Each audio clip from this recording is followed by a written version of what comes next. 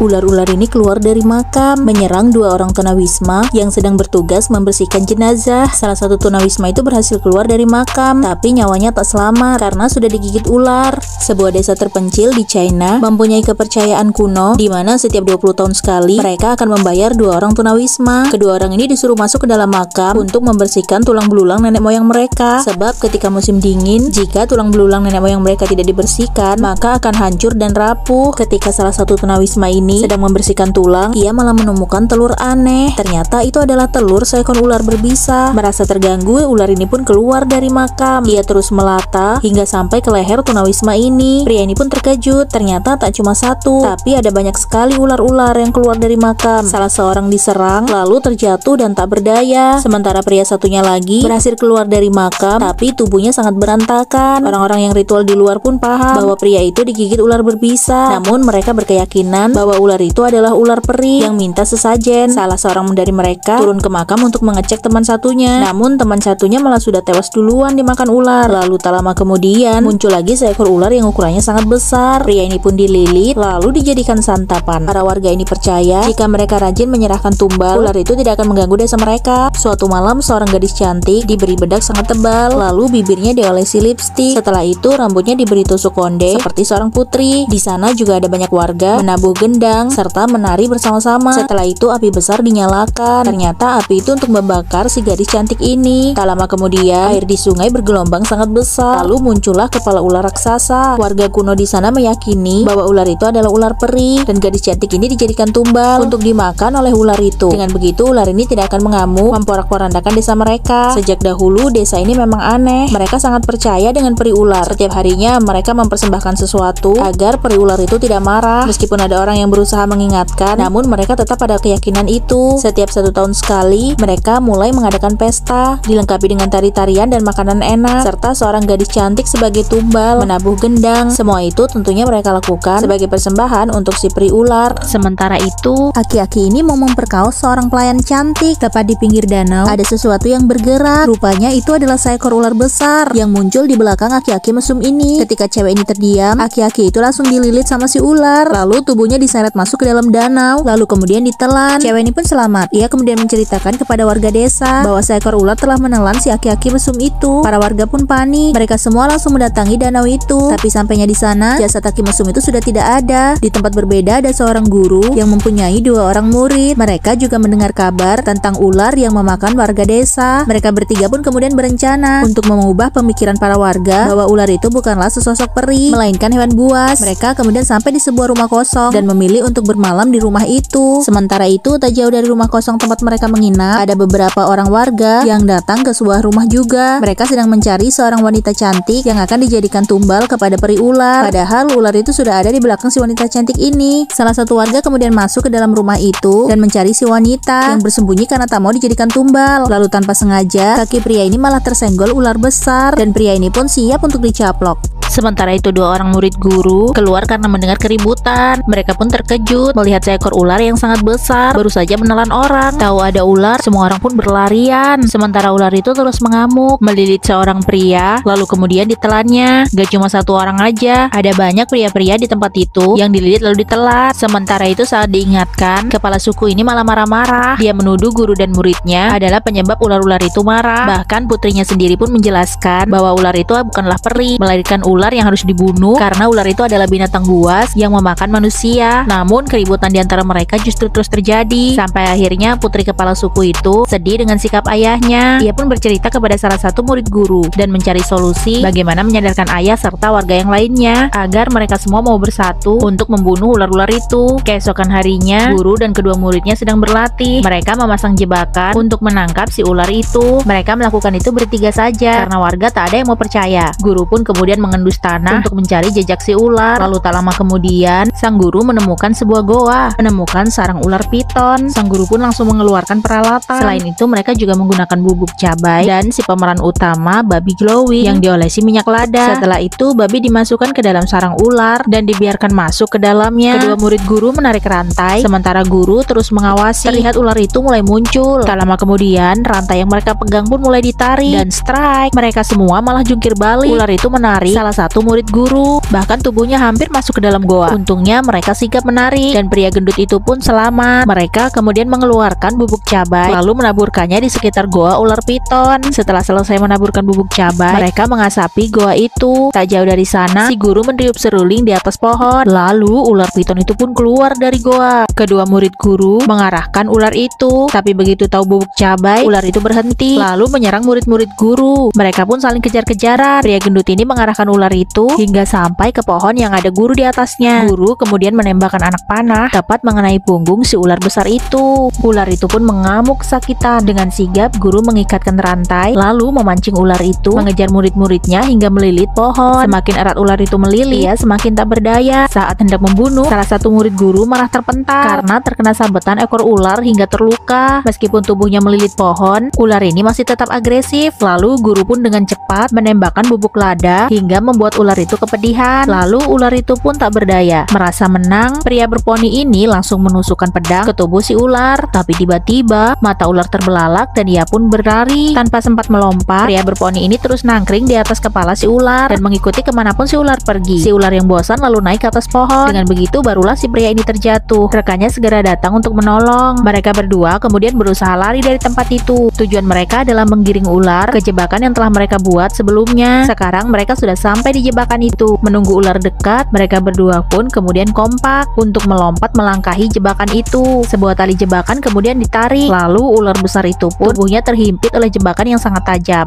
yang membuat ia meregang nyawa. Tak lama kemudian seorang gadis cantik datang menemui mereka bertiga. Gadis ini mengatakan bahwa mereka harus segera pergi sebab para warga desa mulai tahu bahwa mereka sudah menangkap ular dan khawatir peri ular akan mengamuk. Warga desa sangat marah karena mereka bertiga ingin menangkap ular. Singkat cerita, pada malam harinya, khawatir peri ular mengamuk, warga desa melakukan ritual. Mereka mempersiapkan seorang wanita cantik untuk dijadikan tumbal. Di tengah ritual itulah guru dan kedua muridnya serta si cewek cantik ini membawa jasad si ular piton. Salah satu murid guru melemparkan percikan api yang membuat ritual itu menjadi berantakan. Mereka menjelaskan kepada ketua suku dan warga bahwa ritual yang mereka lakukan itu salah. Peri ular itu adalah binatang buas yang hobi memakan manusia, bukanlah sosok peri. Lalu saat mereka semua menunjukkan bangkai ular piton, kepala suku ini justru semakin ketakutan. Mereka semua malah menyembah dan meminta maaf kepada peri ular. Murid guru itu pun kemudian ditangkap. Tak terima muridnya diperlakukan seperti itu, sang guru pun bermaksud untuk membela. Tapi yang terjadi, guru juga ditangkap. Mereka semua digebukin. Ritual tetap dijalankan, pengorbanan tumbal tetap dilakukan. Lalu tak lama kemudian, air sungai kembali beriak besar. Muncul lagi sosok ular piton yang sangat besar. Dengan suara khasnya mengaum, seolah-olah ia sangat marah. Ternyata ular piton yang mati ini bukanlah ular piton yang disembah oleh para warga. Sementara ular piton peri masih mengamuk. Dia marah sekali. Ular ini menolak tumbal lalu mengejar para warga yang sedang upacara. Sembari mengeluarkan auman ganasnya, ular ini memporak-porandakan desa itu. Rumah-rumah warga dirusaknya, melata di atap rumah, menghancurkan dinding bangunan, serta mengejari orang-orang berkeliling kampung. Tak sedikit orang yang berhasil dicaplok lalu ditelan. Setelah itu ia melompat masuk ke dalam sungai. Lalu tak lama kemudian ular ini pun muncul lagi ke permukaan. Di sisi lain, guru dan dua orang muridnya membawa bubuk pesiu dalam jumlah besar. Lalu api ditembakkan. Seketika bubuk pesiu itu meledak. Sebagian tubuh ular itu terbakar. Namun anehnya ular itu masih hidup. Ular itu langsung menceburkan diri ke dalam sungai. Lalu orang-orang ini pun berdiskusi. Guru dan teman-temannya sekali lagi berusaha untuk menjelaskan kepada warga bahwa ular itu bukanlah peri yang patut untuk disembah, melainkan binatang buas yang harus dimusnahkan. Beberapa orang di antara mereka pun akhirnya percaya